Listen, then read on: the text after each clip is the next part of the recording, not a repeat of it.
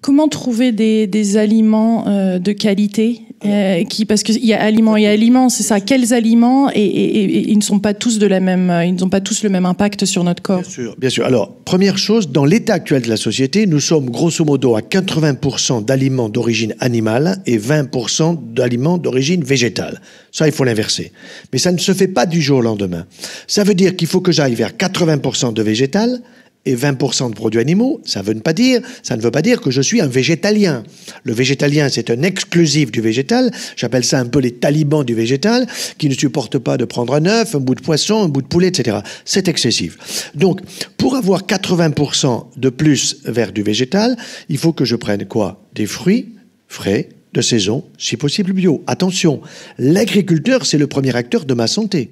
Quand l'agriculteur me donne des produits avec des pesticides, insecticides et autres saloperies, il m'envoie l'hosto.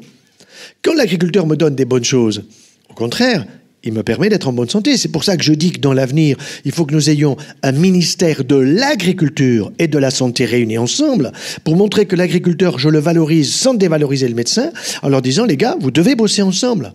Parce que vous, l'agriculteur, quand vous me donnez un bon fromage, une bonne pomme, une bonne poire, un bon morceau de viande, poisson, etc., vous aidez à ma santé.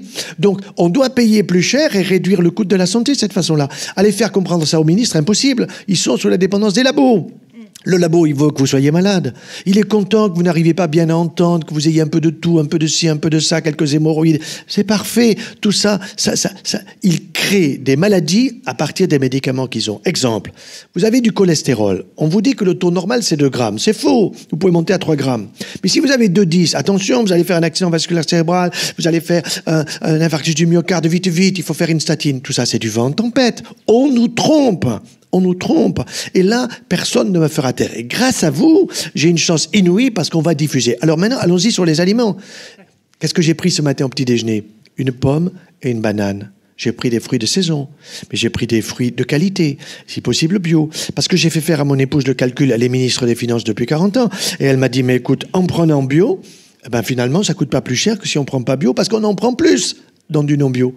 Surtout quand on passe au végétal, parce que ça coûte quand même moins cher le végétarien, enfin les légumes que la viande. Tout à fait, ça coûte moins cher et en même temps, vous allez remplir d'une manière intelligente votre palais des saveurs. Et comme vous l'aurez dans le palais des saveurs, vous allez utiliser vos ratounes. On en a quand même 32, c'est pas pour des prunes. Les dents sont pas faites que pour le sourire. Et puis vous avez les glandes salivaires. On les a oubliées.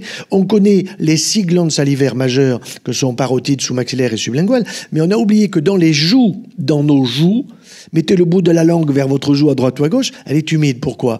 On a 400 à 700 glandes salivaires microscopiques qui fait que quand vous avez un bon vin, vous le faites tourner et vous vous régalez. Une bonne huile d'olive dans la salade, vous faites tourner et vous vous régalez. C'est pas votre estomac qui vous dit que c'est bon, c'est ici que ça se passe. Mais nous avons oublié, vous allez au McDo. Au McDo, vous avez du pain de mie. Surtout, fatiguez pas vos ratounes.